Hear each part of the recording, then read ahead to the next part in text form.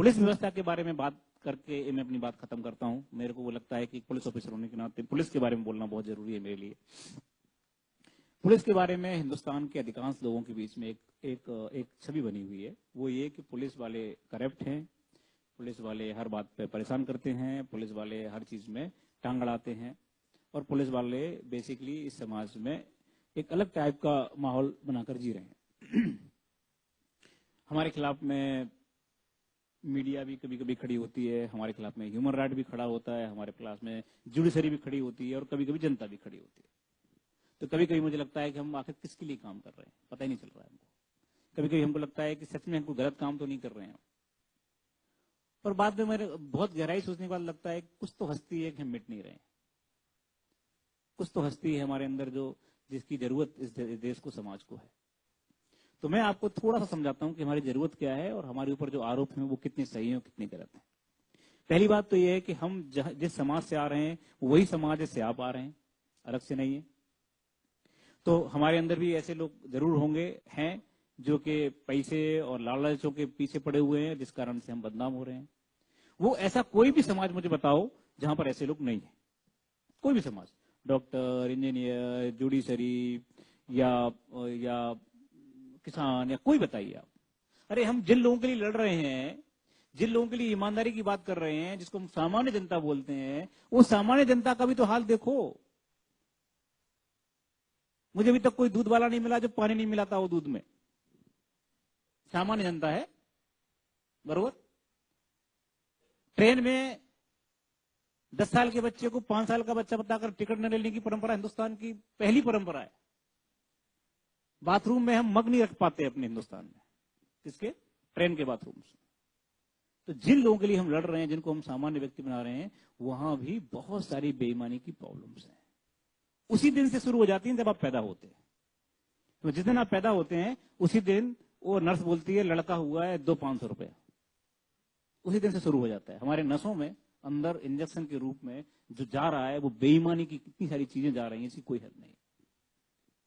मेरी माँ बोलती है मुझे कि तुम बेवकूफ हो, आईपीएस होकर भी घर नहीं बना पा रहे बड़ा वाला।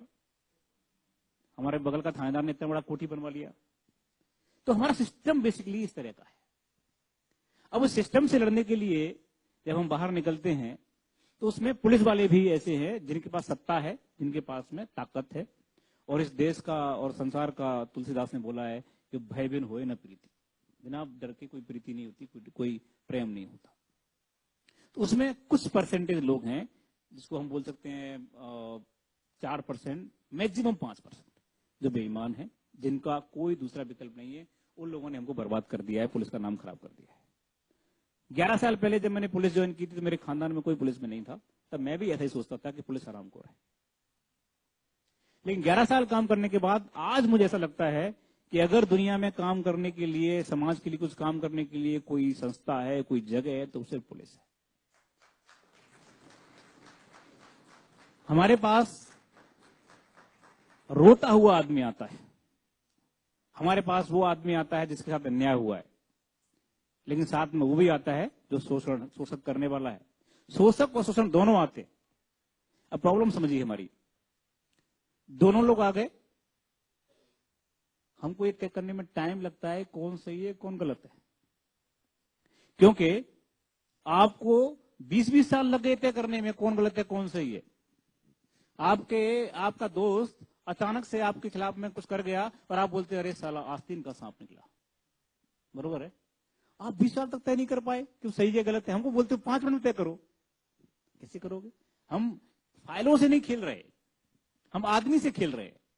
वही आदमी जो एक बार अच्छा व्यवहार करता है, दूसरा अच्छा व्यवहार, तीसरा बार करता है, वही आदमी जो अचानक से उग्र हो जाता है, वही आदमी जिसका पता ही नहीं कैसा बिहेव करेगा।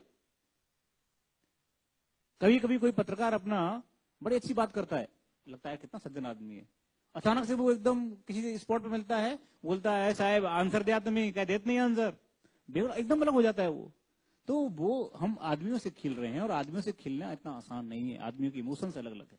इसलिए हम ये तय नहीं कर सकते। 5 मिनट के अंदर हमको बोला जाता है बच्ची का रेप हो गया है, 1-2 घंटे के अंदर अगर आरोपी नहीं पकड़ा गया तो हम थाना जला देंगे। अरे बाबा कैसे जला दोगे तुम थाना? क्या कोई हमारे पास मशीन है क्या? 2 ही आंखें हमारे पास, 2 ही हाथ हैं हमारे पास, हमको टाइम दीजिए आप। कोई एक्सीडेंट हो गया, हम गाड़ी जला देते हैं। समाज में जो पुलिस के ऊपर प्रेशर है, वो प्रेशर मैंने जिंदगी में कभी भी किसी भी जगह किसी पर नहीं देखा। इतना प्रेशर है काम करने का और रिजल्ट देने का। काम करना अलग बात है, रिजल्ट देना अलग है। एक आदमी 10 से 5 बजे तक ऑफिस में बैठता है और वो 10 से 5 बैठ करके फाइलें स्क्रूटनी करते हुए साइन करता है। वो गलती कैसे करेगा अगर वो ईमानदार है तो? लेकिन हम तो गलती करने के लिए ही पैदा हुए, हमारी गलती रोज होती है हमसे। हमने एक को बोला चलिए भाई आप यहाँ पे खड़ा मत कीजिए गाड़ी, आप आगे खड़ा कीजिए। बोलेगा तुम्हें कौन? हम बोलेंगे उसे कि मैं या ठिकाणी मध्ये सिपाही आहे, माझा बक्कल नंबर ऐसा ऐसा है आणि माझं नाम ऐसा ऐसा है, तुम्ही गाड़ी जरा प्लीज जरा आगे करा। कौन मानणार आमची बाप? सांगा। कोई नहीं मानता। वो क्या बोलेगा, अरे रुकना यार, थोड़ी देर में हटा रहा हूं गाड़ी। इसलिए क्या बोलना पड़ता है, गाड़ी हटा। तो ये आवाज का अंतर है। अब बोलेंगे आप बोलेंगे साहब पुलिस को बोलने का तमीज नहीं है। पुलिस बोलती है, ऐसे बोलती है पुलिस, देखिए हम पढ़े लिखे हैं। अरे बाबा क्या करें हम, हमारा पाला ही रोज ऐसे लोगों से पड़ रहा है। हम पे एक और आरोप है कि आप थाने में आए हुए जो आदमी एप्लीकेशन दे रहा है उसी से क्वेश्चन पूछते हैं। बरोबर है ना? वो क्या करें, थाने में देने वाला रिपोर्ट में से 20 में से 2 केस ऐसे आते हैं जिसमें वही आरोपी मर्डर करने वाला निकलता है। हमारी जिंदगी का आधार क्या है, हमारी ट्रेनिंग का आधार क्या है? शक। अगर शक नहीं होगा, अगर शक से बात नहीं करेंगे हम, तो हम कुछ नहीं पकड़ पाएंगे। कैसे? कभी तुमने सोचा है कि वो बोलता है कि फलाने प्लेटफॉर्म पर 4 केजी RDX सापड़ला। कैसे सापड़ला? वो कर्मचारी जा जाकर शक करता है, क्या है इसमें, बता, ये इसमें क्या है, तू कह रहा है। हर आदमी पे शक करना है हमको। हमारी ट्रेनिंग शक की है, तो उसमें ऐसी बुरा मानने की बात क्या है? हम बोलते हैं सब सिक्योर होना चाहिए, पुलिस की कमजोरी हो गई, वहां पर ये हो गया, यहाँ पर ये हो गया। पुलिस क्या कर रही थी? सो रही थी क्या, बैठ रही थी, खा रही थी क्या? और तो और कई लोग तो कैमरा ले लेकर के पहुंचते, देखो ये पुलिस सो रही है। अरे बाबा इंसान है, सोएगा नहीं क्या? आप उनको मत देखिए। तो 10 से 5 करके हम 24 घंटे काम करते हैं।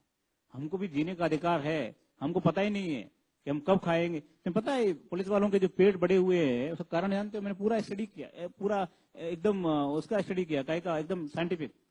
तो मुझे मालूम चला डॉक्टरों से बात करने के बाद कि इनकी हैबिट क्या हो गई है कि अगली बार खाना कब मिलेगा कि नहीं पता नहीं, इसलिए पहली बार में ज्यादा खा जाओ, जहां मिल जाए ज्यादा खा जाओ। तो ऐसी सिचुएशन में मेरे पास वानखेड़े स्टेडियम है ये वाला, जहां मैच होते हैं, क्रिकेट मैच। तो मैं सिक्योरिटी के लिए जब लोगों को लगाता हूं तो चेक करने में लोग बोलेगा हमें आतंकवादी है क्या? चेक होना नहीं चाहता आदमी हिंदुस्तान में। हाँ, अमेरिका जाएगा तो चुपचाप बेल्ट निकाल देगा, सब निकाल देगा, 2 घंटे खड़ा रहेगा, लेकिन यहां नहीं चेक होगा। गाड़ी हर एक वीवीआईपी की और वीआईपी की भी एकदम एंड तक जाना चाहिए। और एक हाथ बार ऑफिसर या कोई बड़ा आदमी मान भी जाएगा, लेकिन उनकी बीवियां नहीं मानती। गाड़ी एकदम एंड तक जाना चाहिए। वो कौन, आप सिक्योरिटी की बात कर रहे हैं तो हमको करने दीजिए ना काम अपना। जिसको रोकेंगे वो बोलेगा मला माहित, तुम्हारा माहित नहीं कौन है आम्ही। जिसको बोलेंगे बोलता है तुमचा, अच्छा नंबर सांग तुमचा, बिल्ला सांग, तुम्हारा सस्पेंड करतो। अरे क्या समाज है? समाज में अगर आप सम्मान देंगे पुलिस को तो सम्मान पुलिस भी देगी आपको। जब आप ही सम्मान नहीं दे रहे, हर एक आदमी बोलता है मैं एडवोकेट हूं, हर आदमी बोलता है मैं ये हूं, मैं वो हूं, तो इस चक्कर में क्या हो रहा है, समाज में पुलिस की जो लैंग्वेज है वो रफ हो रही है, खराब हो रही है। दूसरी बात जो करप्शन की बात है, मैं आपको यकीन के साथ कहता हूं, आंकड़ों के साथ कहता हूं, पुलिस से ज्यादा करप्शन दूसरे डिपार्टमेंट्स में है। लेकिन हमारा क्यों बाहर है, क्यों आपके सामने पहुंच रहा है? क्योंकि हम वर्दी पहने हुए हैं, हमारे पास नाम लिखा हुआ है। ये मैं अगर यहां से वहां तक जाते समय किसी से 500 रुपए लूंगा तो 50 लोग देखकर बोलेंगे ये साहब गए थे, ये मनोज कुमार शर्मा थे। लेकिन कोई सिविलियन जाएगा तो पता ही नहीं चलेगा कौन गया, कहां से गया, कैसे गया। दूसरी बात, दूसरे डिपार्टमेंट्स को सरकार पैसा देती है, जाओ फलाने गांव में 20 कुआं खोदो फ्री में, बरोबर? तो वो 10 कुआं खोदेगा, 10 का पैसा खा जाएगा, तो 10 का जिसका खुद गया वो अच्छा बोलने वाला है ना। 10 को तो पता ही नहीं है कि मेरे लिए भी आया था। हमारे साथ दिक्कत क्या है कि हम जो पैसे डिमांड कर रहे हैं वो चलते हुए रोड वाले कर रहे हैं, तेरा चालान करते हैं, तेरा ये करते हैं, इसलिए हम लोग बदनाम ज्यादा है, देखते ज्यादा है। लेकिन हकीकत ऐसी नहीं है। हकीकत ऐसी है कि महाराष्ट्र में कम से कम 80 से 85% पुलिस वाले दिन रात काम करते हैं, हर समय काम करते हैं, मेहनत से काम करते हैं, और इसीलिए आप देखिए बड़ी बड़ी समस्याओं को सुलझाते हैं। हमारी समस्या ये है, मैं आज आपके सामने रखता हूं इस बात को, कि हमारी समस्या ये है कि जब तक मुद्दा बड़ा है तब तक तो मीडिया पूरा ध्यान देती है, जब मुद्दा छोटा हो गया तो मीडिया उसको ये नहीं दिखाती कि ये सॉल्व भी हो गया है। मैं बताता हूं आपको, छोटा उदाहरण देता हूं। अहमदनगर में एक बहुत बड़ा कांड हुआ, दलित कम्युनिटी के साथ में आंदोलन, कुछ बच्चों को मार दिया गया था 1-2 साल पहले, 1-1.5 साल पहले। क्या जगह का नाम था, मैं भूल गया, हाँ कुछ तो भी था। अब उसमें बहुत रोज बहस चलती थी, रोज बहस, पुलिस पर पुलिस पर पुलिस पर। ऐसा लगता था कि अब क्या कर रहे हैं, आंदोलन ये सब। 2 महीने बाद ये तय हुआ कि घर वालों ने मारा है।